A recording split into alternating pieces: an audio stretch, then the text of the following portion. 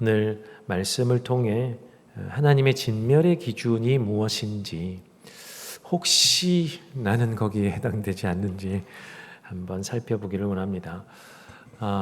저희 딸이 이제 초등학교 1학년 들어갔습니다. 근데 어릴 때부터 책을 읽어줄 시기부터 유인전기를 굉장히 좋아했습니다. 그래서 아이가 읽을 수 있을 만한 유인전기를 이제 이렇게 사주기 시작했는데, 그것이 한 세 종류 정도 이렇게 바뀌었습니다. 아이들 책이니까 짧지 않습니까? 이렇게 전질 한 세 종류를 다 읽었어요. 놀라지 마시고 그렇게 두꺼운 책이 아니기 때문에 한 세 줄을 읽었는데 특이한 것을 하나 발견했습니다. 여러 위인들, 여러분이 알고 계신 위인들 참 많이 있는데 기업가 중에요. 현대편에 들어오면 기업가 중에 위인 전기에 올라와 있는 이름이 딱 한 명 있었습니다. 딱 한 명. 혹시 누구신지 아십니까? 기업을 경영한 기업인 중에 우리나라 기업 경영인 중에 딱 한 명이 올라와 있어요. 유일한 선생님입니다. 유일한, 혹시 아시나요? 유한양행 창업주죠. 유한양행. 그래서 한 사람밖에 없을까? 서점을 뒤져보기는 없을 것 같아서 혹시 또 우리가 존경할 만한 기업가는 없나 살펴보니까 한 명을 제가 더 찾았습니다. 그러니까 지금 보니까 기업인들 중에, 그리고 우리 국민들 중에 정말 존경하는 기업가 2명이 있더라고요. 그 중에 한 분이 유한양행 창업주이신 유일한 선생님이고, 두 번째는 여러분 잘 아시는 복사기 회사 신도리코 창업주인 우상기 회장이라는 두 분이 있더라고요. 그래서 한번 비교해 보았습니다. 어떤 면에서 그분들이 존경을 받을까? 그분 두 분은 어떤 삶을 살았을까 궁금해서 이것저것 찾아보았습니다. 1926년에 유한양행이라는 제약회사가 설립이 되었습니다. 이제 설립자는 말씀드린 대로 유일한이라는 분이고요. 이 유일한이라는 이분의 그 삶의 모토는 뭐냐면 민족 자본 형성에 기여하는 이런 모토를 가지고 있습니다. 당시는 우리가 일제강점기 시절이었기 때문에 민족 자본이 하나도 없는 시절 아닙니까? 다 수탈을 당했기 때문에 민족 자본을 형성해야 독립도 가능하고 주권을 되찾는다, 이렇게 생각을 하셔서 민족 자본 형성에 굉장히 열을 올리셨던 분입니다. 그리고 우리 여러분 잘 아시는 단어 노블리스 오블리제, 무엇입니까? 사회적 신분이 높을수록 그에 맞는 도덕의식을 가져야 된다는 거죠. 근데 이 노블리스 오블리제의 가장 알맞고 대표적인 우리나라의 인물 중에 한 명 뽑으라 할 때 제일 먼저 떠오르는 사람, 그분이 바로 이 유일한 씨라는 분입니다. 이제 박사학위도 있더라고요. 이 유 박사님이라고 해야 맞는 것 같습니다. 그래서 유 박사님은 기업의 이윤을 우리나라 이 사회에 환원하기 위해서 굉장히 노력을 많이 하셨어요. 이 사회의 한원이 되어야 나 혼자 기업은 혼자 꾸리는 것이 아니라 판매는 함께 일어나는 것이고 이것이 선순환되어야 함께 잘 산다, 이런 생각으로 이렇게 민족 자본 형성 그리고 사회 기여에 엄청나게 노력을 많이 하셔서 때도 독립운동하시는 분들의 자금을 굉장히 많이 되셨다고 합니다.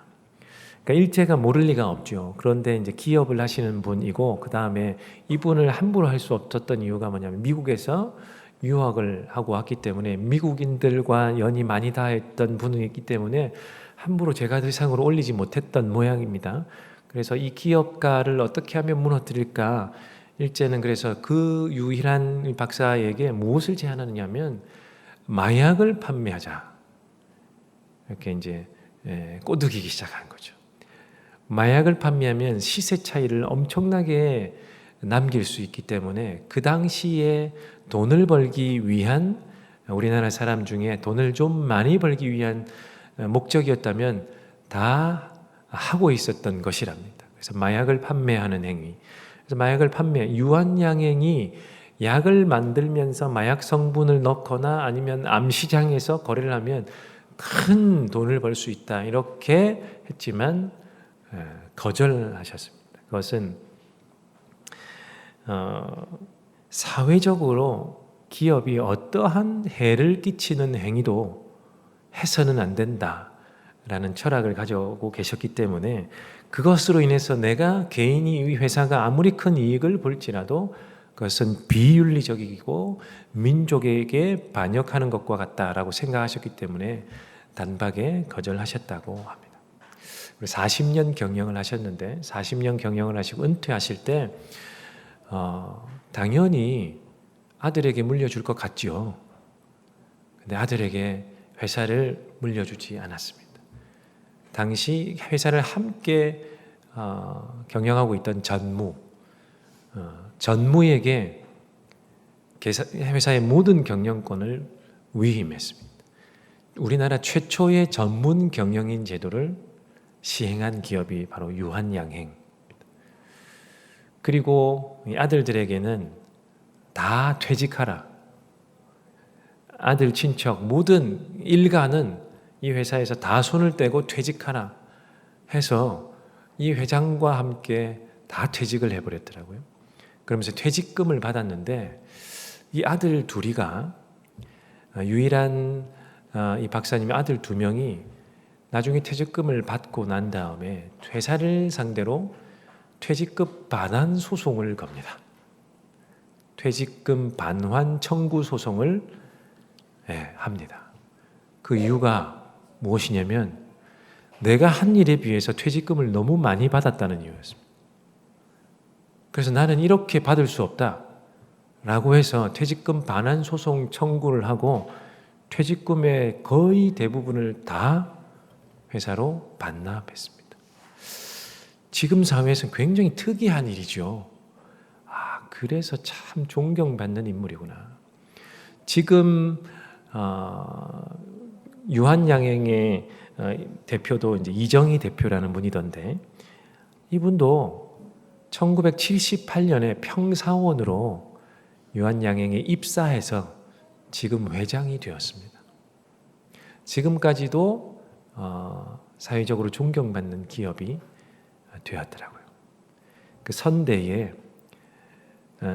회장의 길을, CEO의 길을 이렇게 답습해서 가족이 승계받고 물려받는 것이 아니라 능력 있는, 회사를 잘 아는 사람에게 되물림을 하고 있었습니다.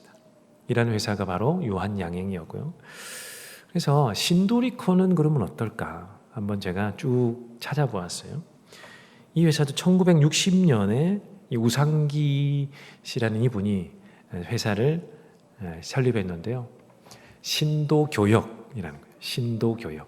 신도교역이라는 회사를 처음 창업을 하고 무엇을 했냐면, 일본에 있는 리코라는 복사기 회사, 그 복사기 회사, 우리나라에는 참 복사할 일이 많은데 늘 수동으로 이렇게 긁어서 하는 것이 아니다 이건 싶어서 시대에 뒤떨어진다 생각해서 일본의 리코라는 회사의 복사기를 들여와서 판매하는, 교역하는 회사로 처음에 창업을 했어요. 그러니까 일본의 물건을, 복사기를 수입해서 판매하는 업체. 근데 이분이 가만히 보니까 우리도 만들 수 있겠다는 생각이 드는 거죠. 그래서 4년 뒤에 국산 복사기 개발에 성공합니다. 1964년부터 우리나라에는 복사기가 개발되어 있었습니다. 잘 몰랐던 이야기죠. 저도 찾아보고 알았습니다.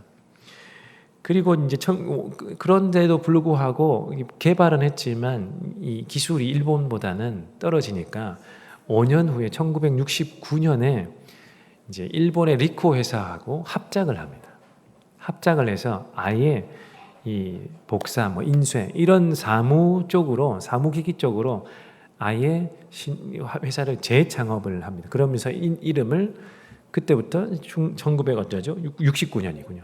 신도 리코 합작 회사 이름입니다. 신도교육 리코 회사를 합작하는 회사를 해서 신도리코가 그때부터 되었더라고요.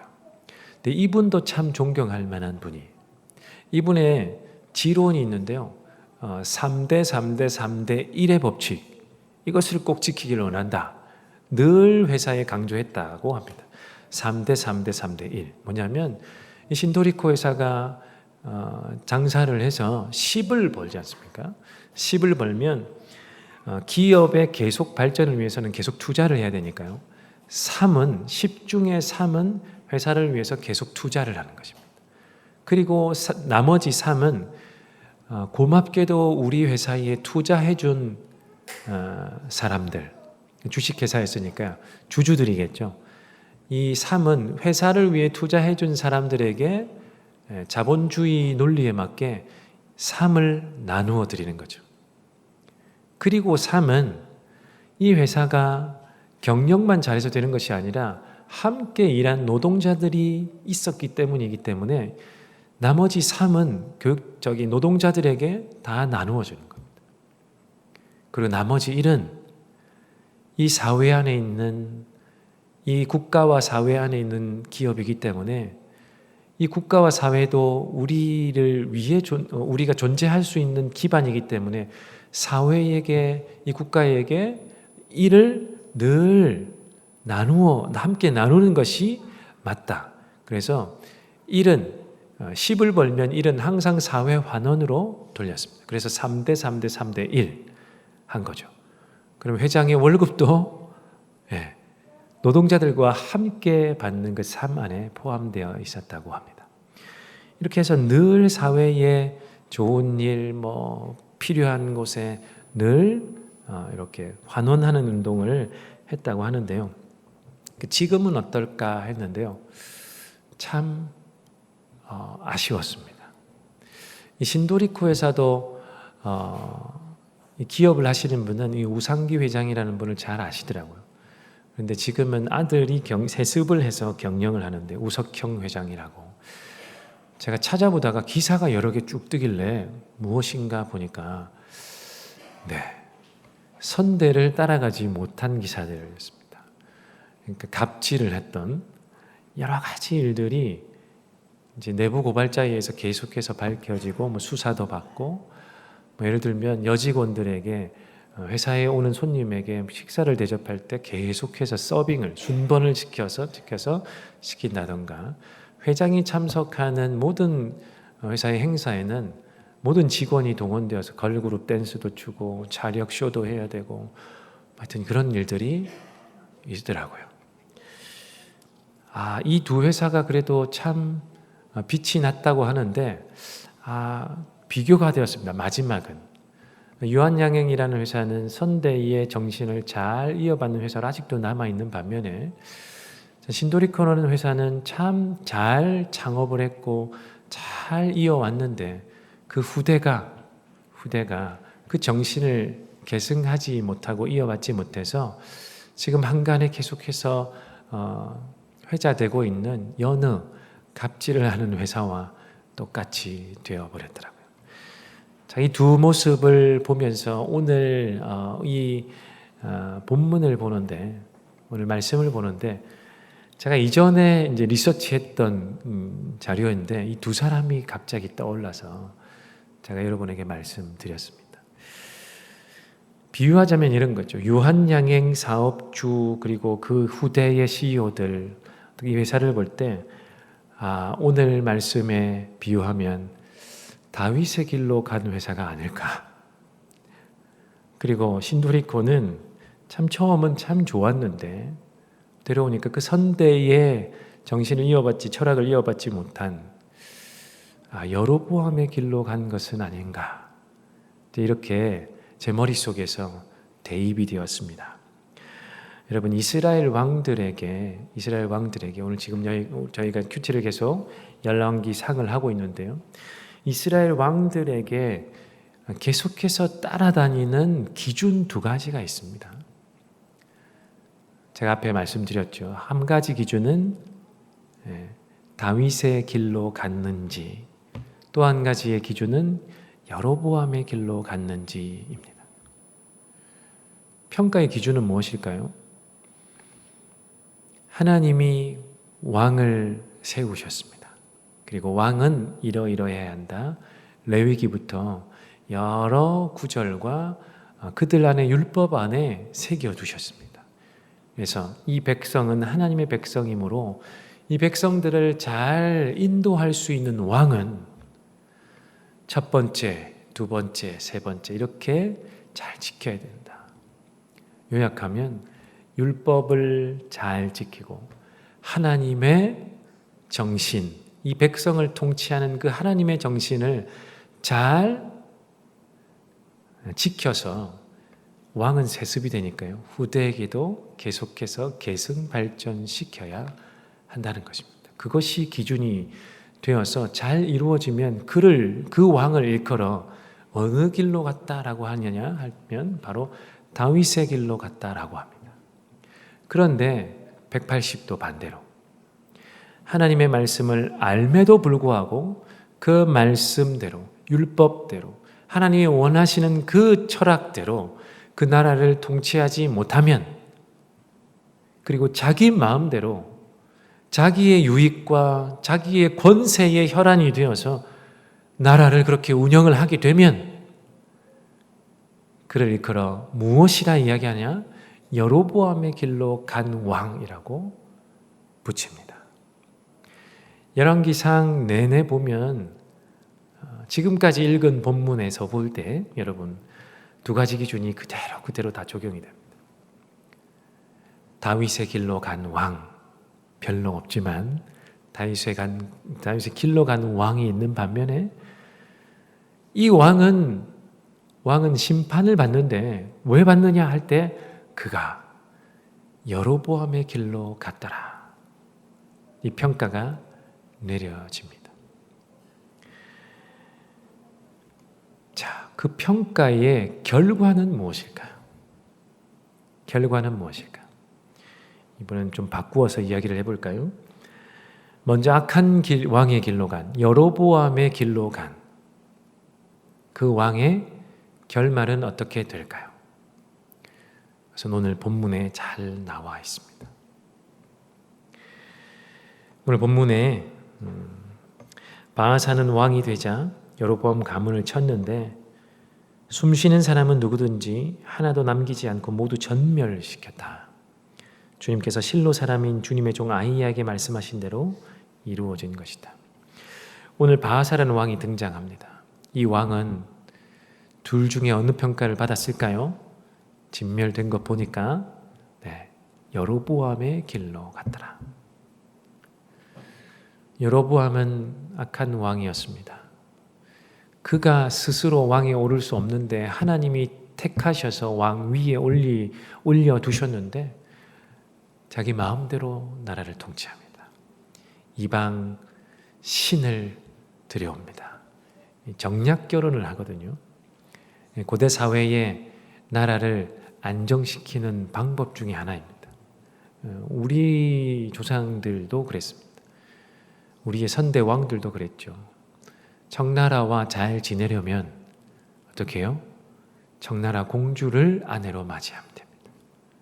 당나라와 잘 지내려면 당나라의 공주를 아내로 맞이하면 됩니다. 사돈지간이면 어떻게 해요? 일가족이니 서로 지켜주는 관계가 되니까 이 고대 사회에도 마찬가지입니다. 여로보암은 그 일을 너무 많이 했고 선대 왕인 솔로몬도 더 많이 했고 그런 왕이다 보니까 악한 왕의 대표가 되었습니다. 여로보암. 그런데 이 바아사라는 왕도 그 여로보암의 기준에 비추어 비슷하구나 라는 평가를 받게 되죠. 바아사도 여로보암의 길로 갔더라. 그러면 어떻게 되느냐? 진멸당하게 됩니다. 이후에 바아사를 진멸시키는 왕이 누구냐 하면 아히야가 아니죠. 제가 잘못 말했네요. 여로보암이군요. 지금 너무 제가 앞으로 나갔습니다. 이 단어를 잘못 해석하는 바람에 이 여로보암이 그런 왕인데 그 여로보암을 치는 왕이 바아사죠. 바아사도 그런데 나중에 똑같이 여로보암처럼 그 가문이 진멸당합니다. 여로보암의 길로 가는 왕들은 하나같이 어떻게 해요? 진멸당하고 맙니다. 여로보암도 바아사에게 진멸당하고 바아사도 똑같은 결과를 낳습니다. 그런 결과를 낳게 돼요. 진멸당했다는 것은 뭐냐면 본인만 죽임을 당했다는 것이 아니라 본인과 자녀와 친척과 본인과 상관관계, 혈연관계에 있는 모든 사람들은 다 죽임을 당했다라는 것입니다. 그것이 여로보암의 길로 갔던 왕들의 최후입니다. 자, 그럼 반대로 다윗의 길로 갔던 왕의 결말은 어떻게 될까요? 당대에 잘 되는 왕들도 있는데요. 좀 멀리 보면 다윗의 길로 간 왕은 하나님으로부터 보호를 받겠죠. 하나님으로부터 보호를 받아 누구의 조상이 될까요?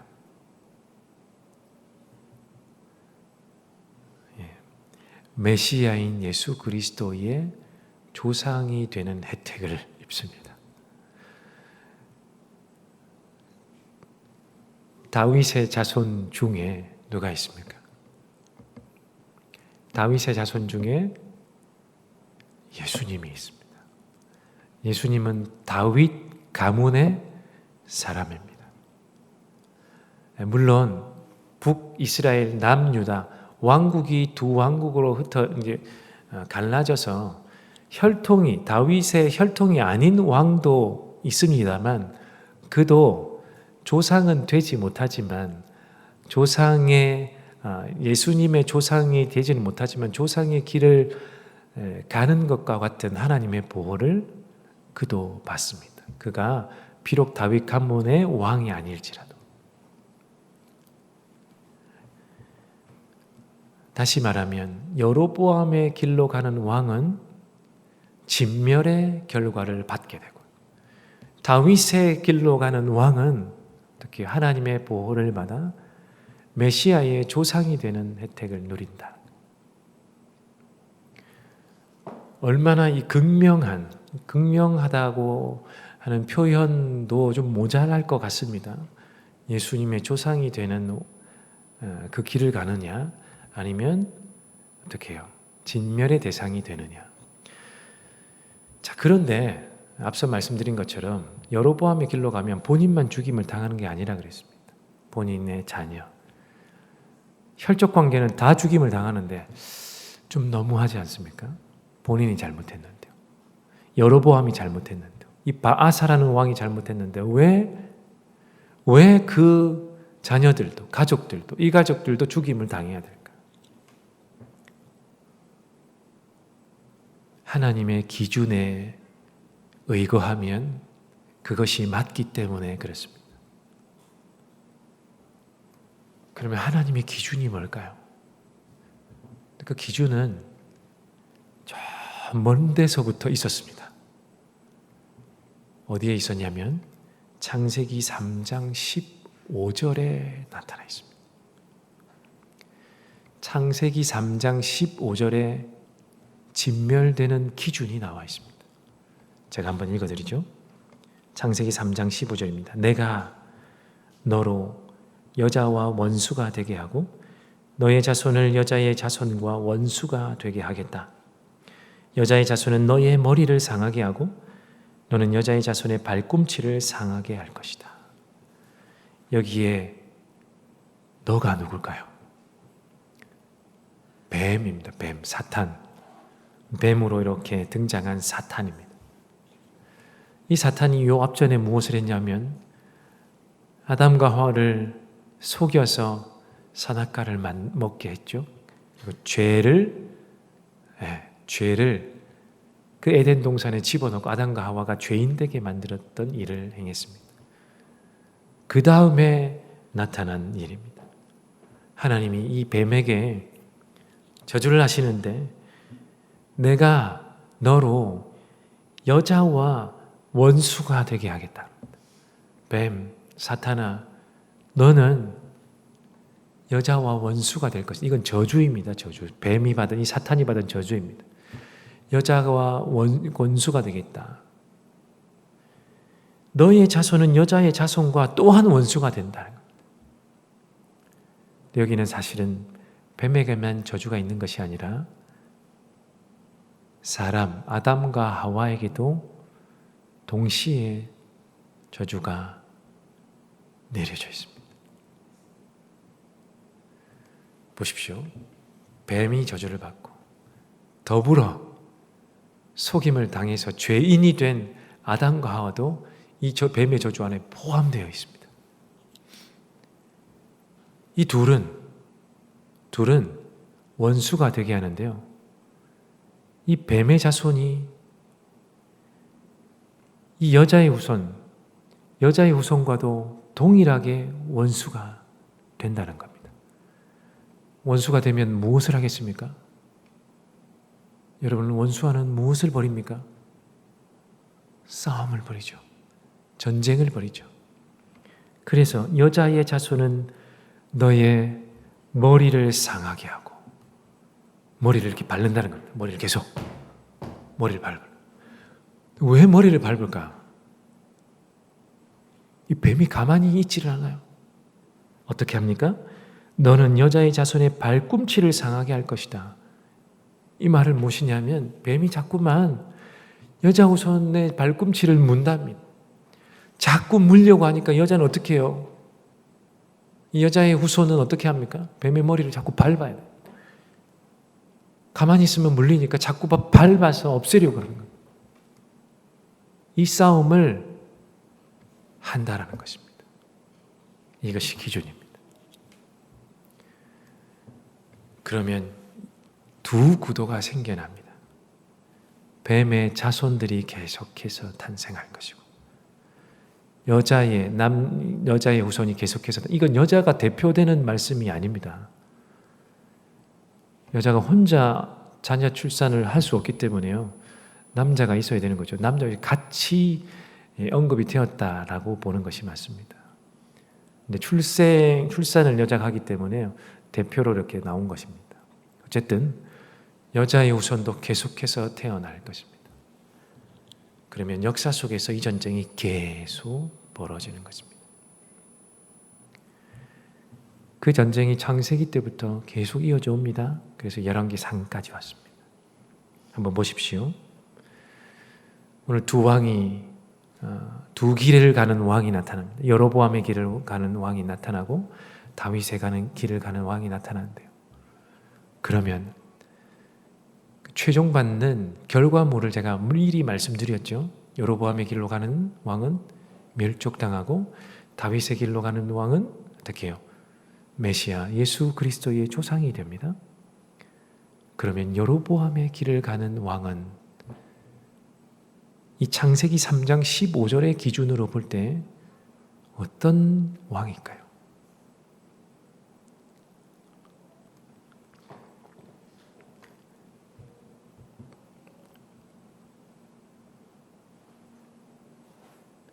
뱀의 자손이 된 왕입니다. 사단의 자손은 너의 자손들, 이 복수형입니다. 그 자손들이 계속 이어집니다. 언제까지 이어질까요? 예수님이 오실 때까지. 이 땅의 구원자로 이 땅에 오실 때까지 뱀은 그 여자의 후손의 씨를 끊어버려서 자기가 살려고 하는데, 그 표현입니다. 발꿈치를 문다는 표현. 여로보암의 길로 갔다는 것은 곧 뱀의 자손이 되었다라는 것입니다.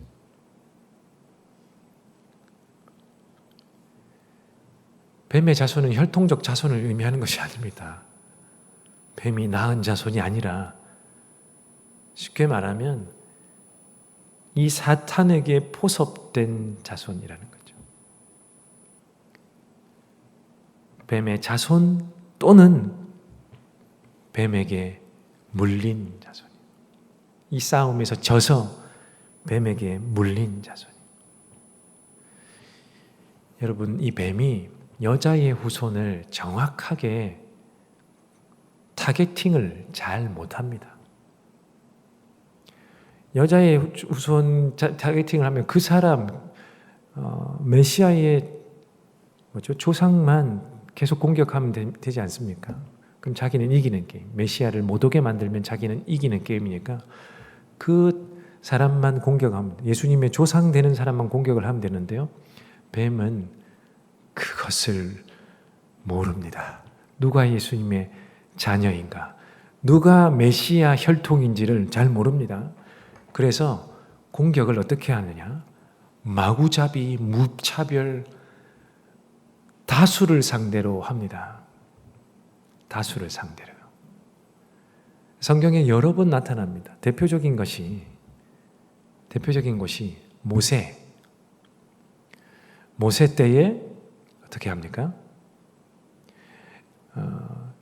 애굽에 종살이를 했지 않습니까? 요셉 이후에 요셉을 모르는 이집트의 왕이 나타나서 이스라엘 사람들을 노예로 부리기 시작합니다.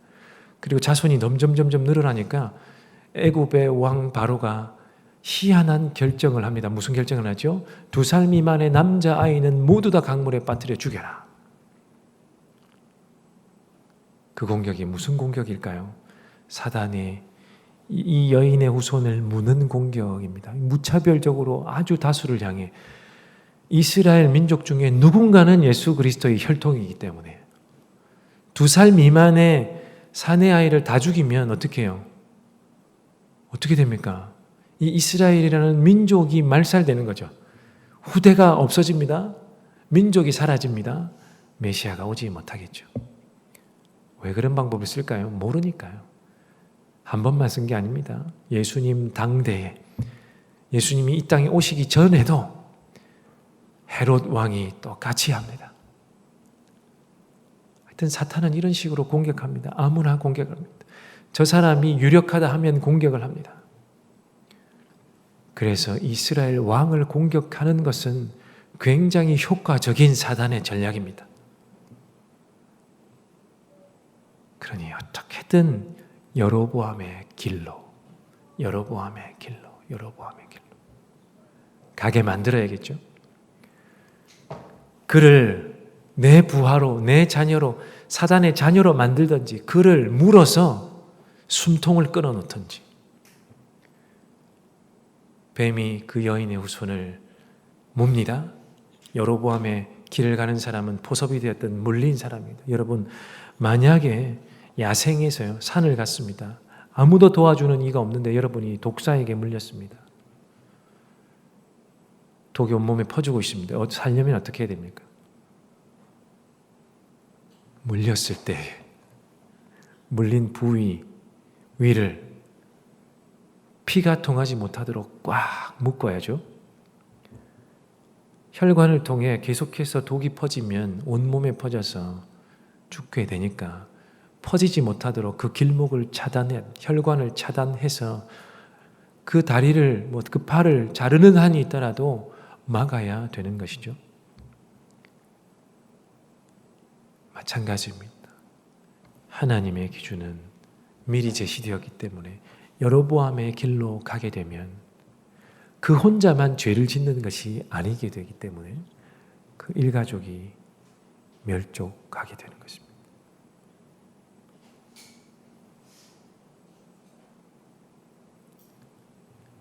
여로보암이 바아사가 죄를 지었다고 그만 심판을 내리면 되지 않습니다. 그의 사상을 전해받은 아들은, 그와 함께 살았던, 아버지의 길을 보았던, 정치적 행위를, 모든 사상을, 모든 행동을, 모든 언행을 보았던 그의 아들이 왕이 되면 똑같은 일이 벌어지지 않겠습니까? 그건 우리의 현상만 보아도 압니다. 제가 왜 이 기업들의 CEO의 후대를 찾아보았냐면 요한양행이 지금은 그래도 변질되지 않았을까? 지금의 기준에서 궁금했던 것입니다. 그렇지 않았더라고요. 선대의 회장의 CEO의 철학을 잘 계승하고 있었습니다. 그런데 신도리쿠는 아니었습니다. 세습을 하니까 그에게 주어진 권력으로 이상한 행동을 하기 시작했습니다. 우리 잘 알고 있습니다. 대한항공, 무슨 기업. 그 선대가 타락하면 후대에 사람들이 어떻게 해요? 정상적 길을 가지 않는 것 우리가 잘 보아 알지 않습니까? 마찬가지입니다. 권력이라는 것이 아마 그런 것 같습니다. 돈이라는 것이 아마 그런 것 같습니다. 여러분, 왕은 다 가지고 있는 사람 아니겠습니까?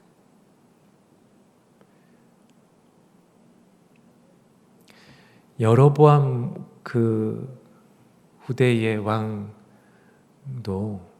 2년, 이름이 갑자기 생각이 안 나네요. 2년 통치를 하는데 똑같이 여로보암의 길로 갑니다. 왜 그럴까요? 보았던 그대로 행하기 때문에. 그러니 어떻게 해요? 눈물을 머금고, 하나님의 입장에서는 눈물을 머금고 독사에게 물린 그 다리를 잘라내는 이유가 무엇입니까? 살기 위해서입니다. 하나님의 입장에서는 이 백성을 살리기 위해서는 그 일족이 잘리어 나가는, 몰살을 당하는 한이 있더라도 그 일을 하지 않을 수 없는 것입니다. 그것이 하나님의 멸족의 기준입니다. 심판의 기준입니다.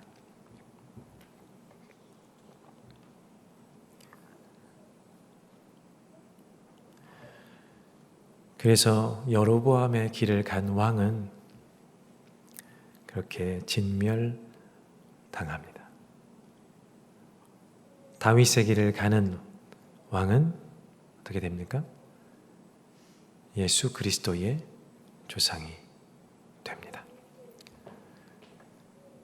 이제 쭉 시간을 뒤로 당겨서 예수님이 오셨습니다. 다윗의 가문을 통하여 예수님이 오셨습니다. 그래서 이 진멸의 기준은 어떻게 해요? 더 이상 우리에게는, 저와 여러분에게는 예수님이 오신 이후에는 해당이 되지 않습니다. 창세기 3장 15절의 기준은 예수님이 오시기까지의 기준이었기 때문에, 여러분, 어디에도 신약 성경 어디에도 그 왕이 타락했기 때문에 그 가족, 일가족이 이와 같이 멸절당하는 형태의 모습은, 심판은 나타나지 않습니다. 그 이유가 창세기 3장 15절의 기준이 예수님이 오시면서 완성되었기 때문입니다. 사단은 이미 여자의 후손 메시아를 지칭합니다. 결과적 메시아적을 지칭하는데, 예수님이 지칭하는데 예수님이 이 땅에 오심으로 그 머리가 밟혔습니다. 그에게 권세는 더 이상 없습니다. 그러면 우리는 어떻게 해요? 자유롭죠. 이 진멸의 기준에 해당되지 않습니다. 이 진멸의 기준을 우리에게 적용시키는 것은 무리가 있습니다. 여러분이 저와 여러분이 죄를 지으면서 살 수 있죠. 하나님 앞에 똑바로 사십시오. 여로보암처럼 됩니다. 이렇게 할 수 없다는 이야기입니다. 우리는 예수님의 조상이 아니기 때문에. 그러면 어떻게? 사단은 여전히 머리가 밟혔음에도 불구하고 여전히 활동하지 않나요? 활동합니다. 머리가 밟힌 사단은 기형적 형태이기는 하겠지만 언제까지 활동을 할까요? 예수님이 이 땅에 다시 오시기까지, 심판주로 오셔서 모든 것을 심판하고 나누시기까지 사탄의 활동은 계속될 것입니다. 졌는데도 불구하고 여러분 그 학창 시절에 학교 오가다 지렁이를 비온 후에 지렁이를 다 만나 보셨을 겁니다. 그래서 직구준 학생들은 지렁이를 보면 어떻게 했죠? 굳이 돌로 이렇게 그어봅니다. 이렇게 중간에 몸통을 이렇게 그어보기도 하고, 머리 쪽이 어딘지 배운 이후에는 더 심하게 그어보기도 하지 않았습니까? 제가 과학 시간에 이 마디가, 굵은 마디가 있는 부분이 머리가 되는 부분이다, 지렁이 되는 부분이다 한 이후로 저와 친구들은 지렁이만 만나면 잘라보는 겁니다. 머리 쪽을. 직구전 행동이지만 머리를 잘라봅니다. 근데 생생하게 여러분, 여러분이 직접 하시지는 않았어도 그 모양을 한번 보았을 텐데 어떻게 되죠? 잘랐다고 이 짐승이 바로 죽는 것이 아니죠. 어떻게 됩니까? 지렁이가 머리가 잘렸는데도 불구하고 이 꼬리 되는 부분이 계속 움직이죠. 이게 아픈 모양입니다. 막 이렇게 요동을 치며 움직이는 것을 다 한 번쯤은 보셨을 텐데, 사단이 꼭 그와 같습니다. 그 꼴을 당하지 않기 위해서 어떻게든 여자의 후손을 막아보려고 구약에 보시면 별의 별짓을 다 하면서 이 사람 저 사람 무차별 공격하며 사단의 자손을 삼고 발목을 물고 별의별 공격을 다 하면서 이겨보려 했는데 어떻게 해요? 하나님은 신실하시고 선하심으로 사단의 모든 공격에서부터 피해 가시면서 메시아를 이 땅에 보내주셨습니다. 하나님의 아들을 이 땅에 보내주셨습니다. 그때 비로소 창세기 3장 15절대로 사단의 머리는 짓밟혀 버렸습니다. 그런데 사단이 가만히 있지 않습니다. 예수님이 다시 오시는 때 저도 모르고 사단도 모릅니다. 하나님만 아십니다. 하나님 외에는 아무도 모릅니다. 그러니 곧 자기가 진멸될 시기가 올 것입니다. 라고 마음먹은 사단은 요동치는 것을 멈추지 않습니다. 그래서 바울 사도가 그 모양을 일컬어 무엇이라고 합니까? 사단이 어떻게 해요? 우는 사자와 같이 삼킬 자를 두루 찾아다닌다. 사단의 공격이 멈춘 것이 아닙니다. 이 시대에도 이 공격이 멈추지 않았습니다. 저와 여러분을 늘 공격하고 있습니다. 우리의 발꿈치를 물려고 지금도 돌아다니고 있죠. 그럼 이 시대에 저와 여러분의 시대에 여로보암의 길을 가는 것은 무엇일까? 반대로 다윗의 길을 가는 것은 무엇일까? 생각해 보지 않을 수 없겠죠. 사단은 지금도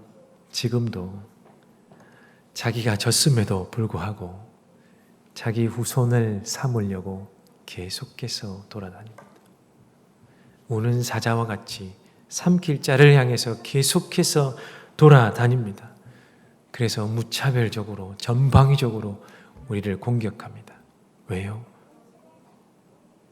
이 구약의 경험에 의해서 여로보암의 길로 가면 어떻게 됩니까?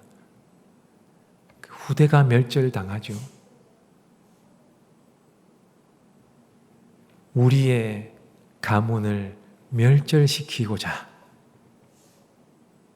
그 경험을 기억해서 우리를 자꾸만 물러다닙니다.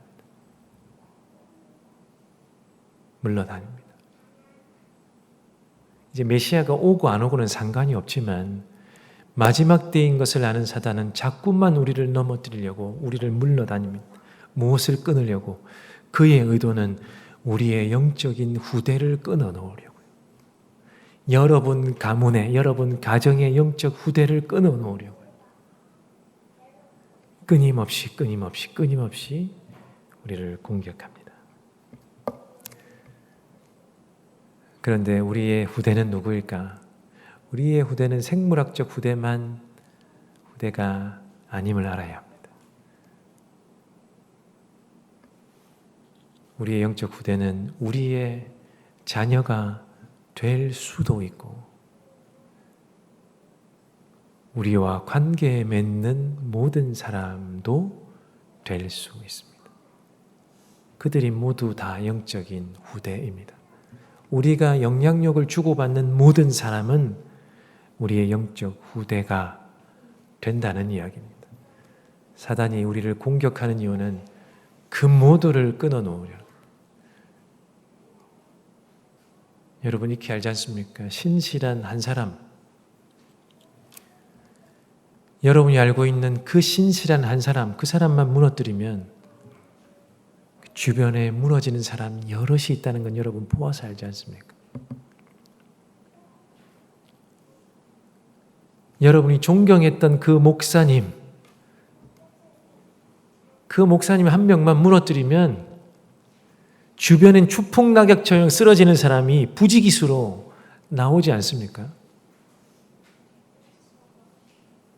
그런 식으로 영적인 후대를 끊어놓으려고 무지하게 노력합니다. 이미 우리 한국교회는 많이 물린 것 같습니다. 정말 많이 물려서 너무 만신창이가 된 것 같습니다.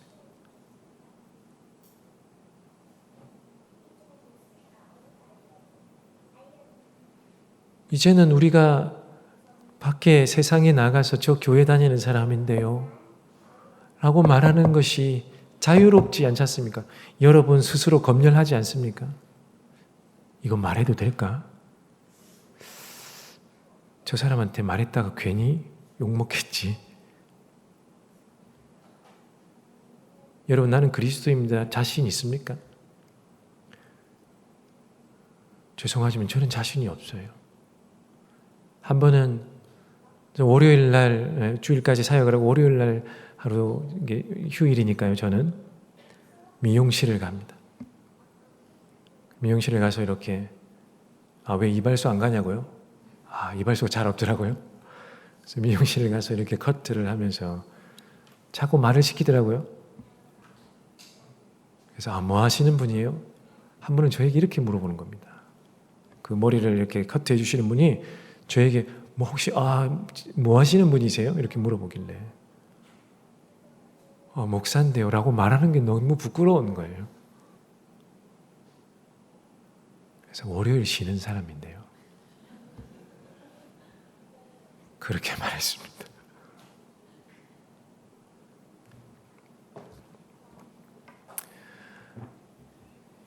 한 10년 전만 해도 우리가 한국 교회가 이렇게 바닥을 칠 수 있을까? 여러분 다 그렇게 생각하셨을 텐데 칠바닥이 여전히 많이 남았던 모양입니다. 바닥을 자꾸 깎아서 내려갔던지 더 깊이 파고들고 있죠. 자꾸만 물립니다. 아예 그냥 지금은 발꿈치를 이렇게 밀어서 물라고 내어주는 형상인 것처럼 너무 안타까운 현상이 너무 많이 벌어집니다.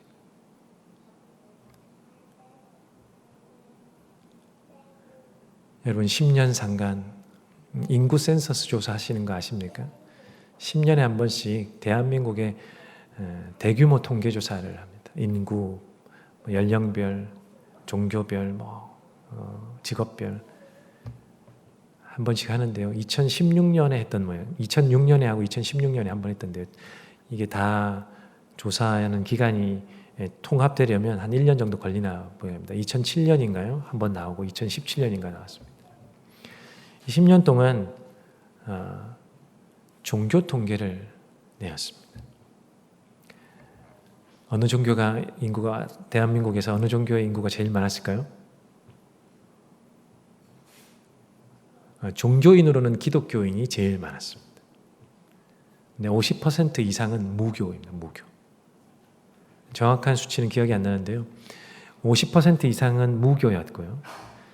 종교인 중에는 기독교인이 제일 많았습니다. 2006년에도 마찬가지, 2016년에도 마찬가지요. 10년 동안 기독교 인구는 늘어났습니다. 여러분 의외죠? 10년간 기독교인이라고 말하는 숫자는 늘어났어요. 그런데 그 해에 발표한 각 교단별, 개신교 각 교단별 신도수 통계도 같이 나왔는데요. 10년 동안 다 줄었습니다. 모든 교단이 예외 없이 모든 교단이 교인 수가 다 감소했습니다. 제일 많이 감소했던 것이 감리교였던 것 같은데 여하튼 다 감소했습니다. 이상하지 않습니까? 기독교인의 인구는 10년 동안 더 늘어났는데요. 교회를 다니고 있는 개신교의 교인의 수는 감소했습니다. 이건 무슨 차이일까요? 통계조사는 종교가 무엇입니까? 저는 기독교요. 교회를 나가든 안 나가든 저는 기독교라고 할 수 있죠. 바로 그것입니다.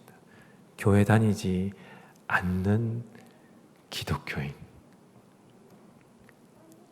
그 기독교인이 10년간 많이 늘어났다는 거고요. 더 뼈아픈 건요. 2016년 이후 지금 19년이에요. 3년이 아시지 않습니까? 10년간 교회 나는 기독교인인데 교회는 나가지 않습니다라는 인구가 2006년부터 16년까지 10년 동안 증가한 것보다요. 그 뒤에 3년간 증가한 것이 더 높았습니다. 그들을 일컬어 신조어가 하나 생겼습니다. 가나안 교인이라고. 가나안 교인이라고 붙입니다. 무슨 말일까요? 거꾸로 하면 됩니다. 가나안 안 나가. 교회 안 나가.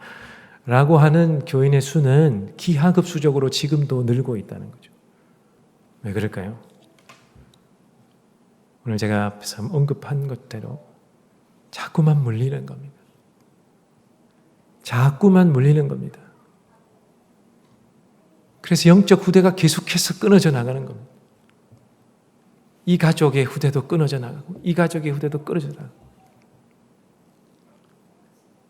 사랑하는 성도 여러분, 어떻게 해야 될까요? 그러면 우리는 어떻게 해야 될까요?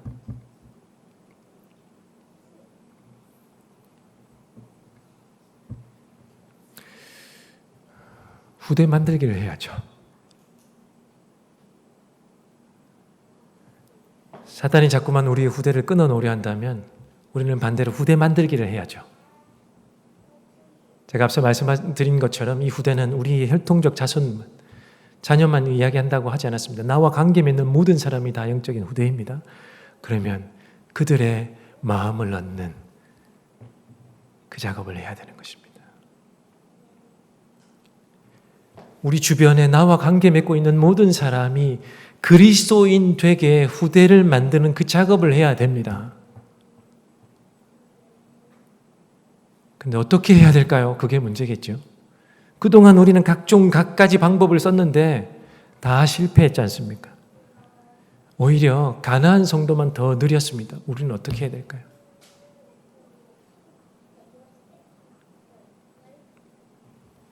저도 잘 모르겠습니다. 어떻게 우리를 영적인 후대를 만들어 나가야 될까? 저도 딱히 방법은 잘 모르겠습니다. 자녀를 많이 낳는 것이 능사일까요? 내 자녀 하나 기독교 하는 학교 운동하면서 보내는 것 중요하지만 그것 다 보내면 끝이 날까요? 그거 이때까지 다 하지 않았습니까? 그런데 계속해서 감소합니다.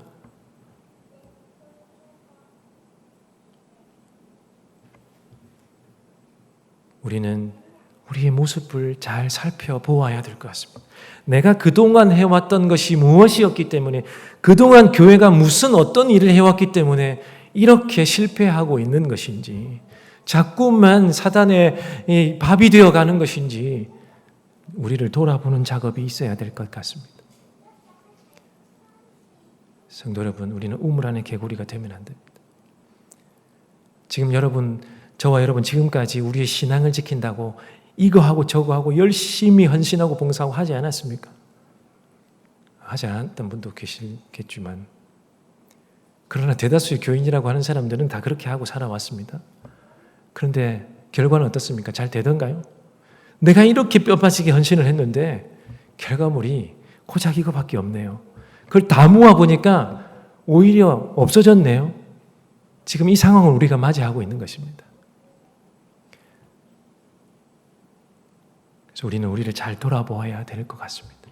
하나님, 내가 하나님 앞에서 바로 서 있다는 것, 그리스도인이 된다는 것, 내가 내 이웃을 사랑한다는 것, 어떻게 하는 것인지 하나님 알려주십시오. 잘 모를 때는 어떻게 해야 됩니까?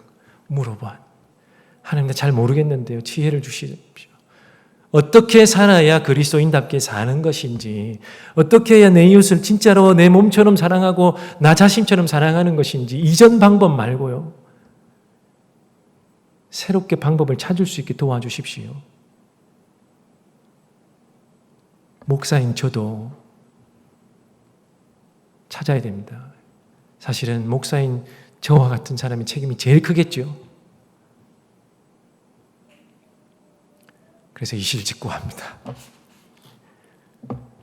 그동안 열심히 교회 안에서 열심히 이것저것 다 하라고 해서 했는데요.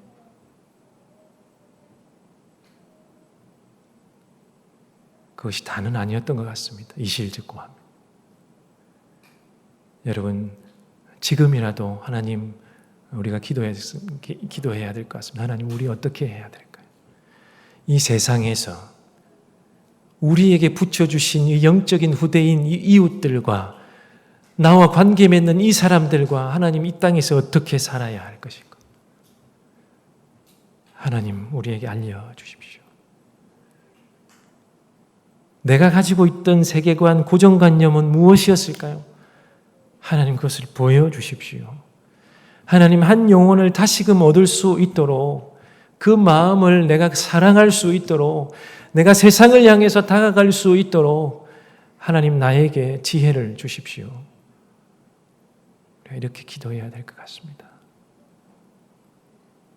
그렇지 않고 늘 지금처럼 살면 뜻하지 않은 바 교회가 진멸될지도 모르겠습니다. 여러분, 오해하시면 안 됩니다. 하나님의 교회는 무너지지 않습니다. 제가 말하는 이 교회는 지금 이 현상을 가지고 우리가 살고 있는 이 교회 말하는 것입니다. 하나님은 새로운 교회를 탄생시킬 것입니다. 하나님의 방법대로, 하나님의 역사대로.